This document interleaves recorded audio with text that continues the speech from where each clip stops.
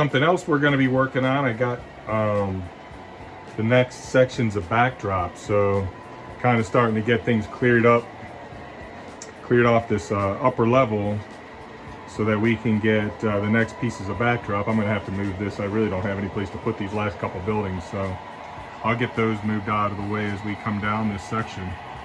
We just had a little birthday dinner for my brother, and everybody's in a carb coma right now, so I'm down here trying to work on the layout, have a little bit of fun. I think we're going to try to get these backdrops up tonight. This section back here is that's a pretty good reach. I'm a pretty big guy, so we're gonna have to figure out this area right here is gonna be a little bit of work because the two of us won't really be able to be up there together. But once we get past that corner and start working towards this window, we should be all right, because I can pretty much reach that wall from the floor. But we'll probably get the cameras rolling so everybody can see what that looks like. So stay tuned and wish us luck.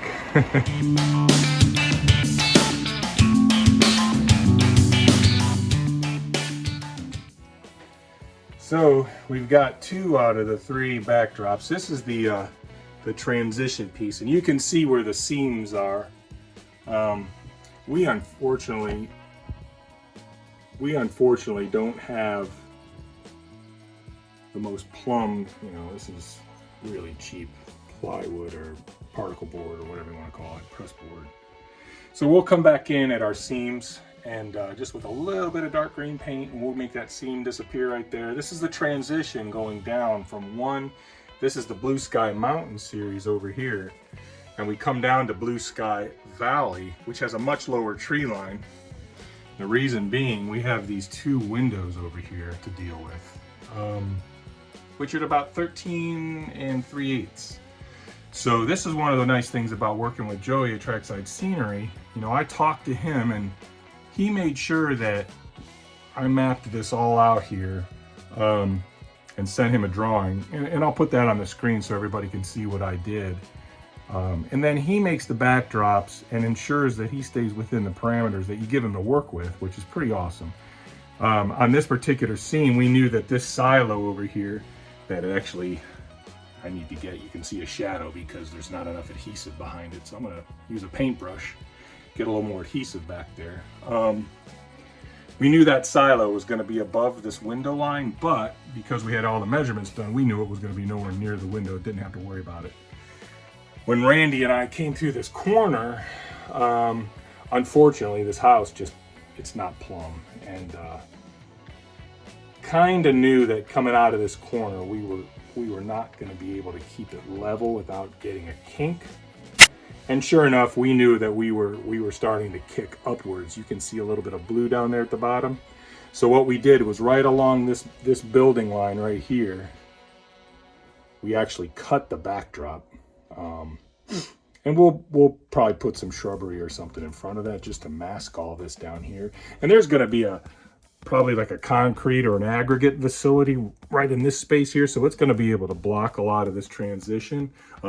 Unfortunately, that one kind of silo right there is right in the corner, which really making that turn really tough. Oh boy, that was tough. We've probably spent more time in this turn right here than we did on the entire 8 feet of the backdrop itself. Because once we got out into this area here, this went real quick and easy. The most tedious part was we cut the sky off. We made the decision, you could go, if we went with the 30-inch backdrops, we could have been putting the sky all the way up, but we had already painted the walls blue, and I'll probably do a little bit of a wispy cloud effect, not like clouds so much as almost like haze, just to give the sky a little bit of depth. Maybe like blend in a little darker blue at the very top, but that'll come way down the line. So we actually started off doing these cuts along these buildings with straight edges, and then just really quickly realized that we could do it freehand. So we freehand cut all this sky away along here, and it went pretty quick with both of us. You can see that inside that silo area there, didn't even try to remove the sky. It was just going to be too delicate a work. And the paper's very strong, even with a really sharp hobby knife. You tend to I won't say rip it, but it won't give you a clean cut if you're trying to do all kinds of crazy angles and quick turns. So if you're cutting it straight, it cuts real easy. But yeah, I think it's looking really great so far. We've got one more backdrop. We got to move a few things. We got one more backdrop to put in that's going to get us down into that corner and then bring us around, you know, kind of out to this point right here where the bench work starts to go on its downward grade. And that's once I get it up on the wall. That's another nice thing about working with Joey. There's something that's a little bit custom in that one that I think everybody will really like. I think it'll turn out really cool when you see it. But all right, I'll get you another video here as soon as we get the next one up. This is a little bit too tedious and a little bit too tight of a space for us to be working in, for us to really be videoing this, unfortunately. There's just not enough room over here to set up the tripod and get a good angle. So I'll show you the finished product here in a second, guys. Well, alrighty, guys, we got the backdrop up, and it's as of right now, it's drying. What I'm gonna do tomorrow morning, let me get this flat out of the way here. Put it back over here for now.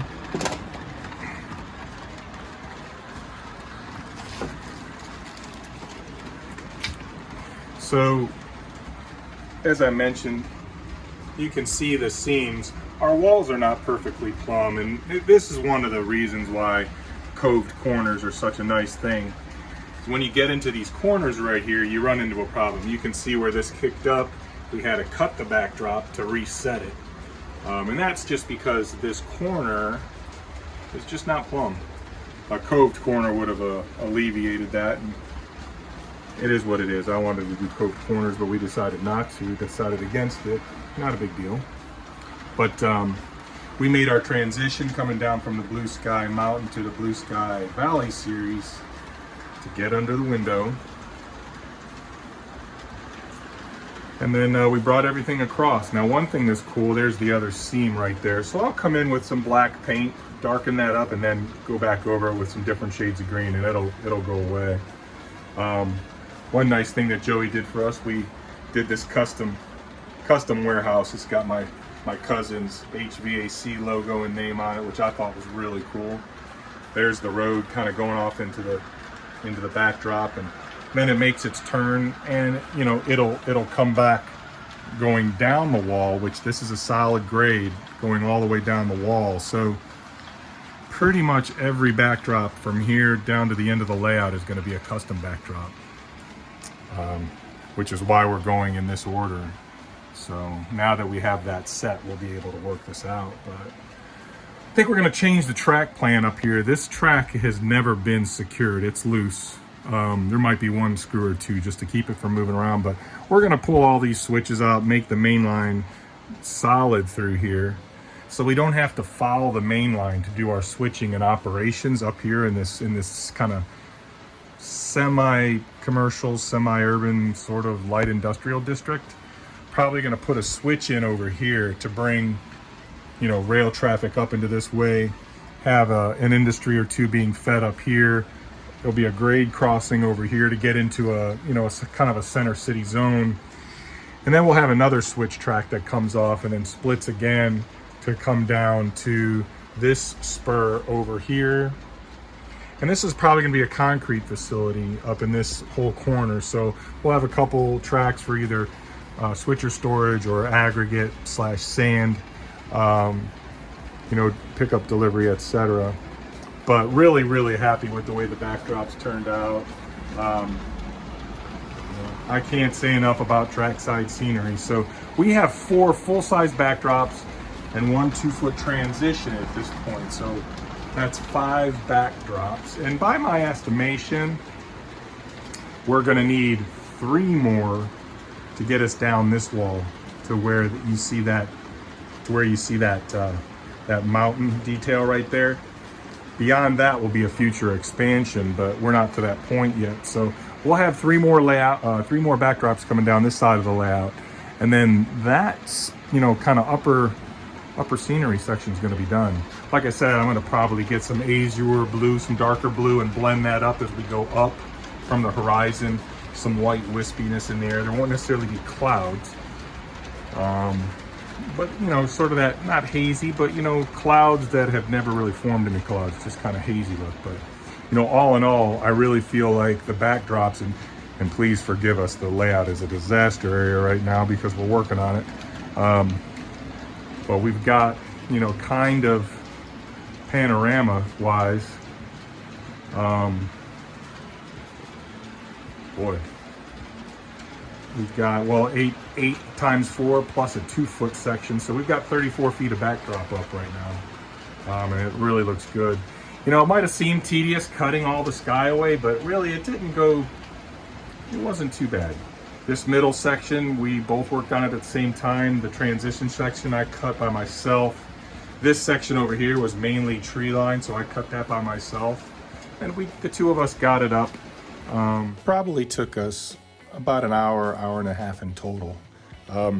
My phone filled up with footage, so the video recording stopped. But hey, just wanted to let everybody know, appreciate you stopping by and checking out the project. If you want to see the full install methods, I'll put a link so you can see our previous video that shows how to do that. Okay, appreciate you guys visiting. Take care.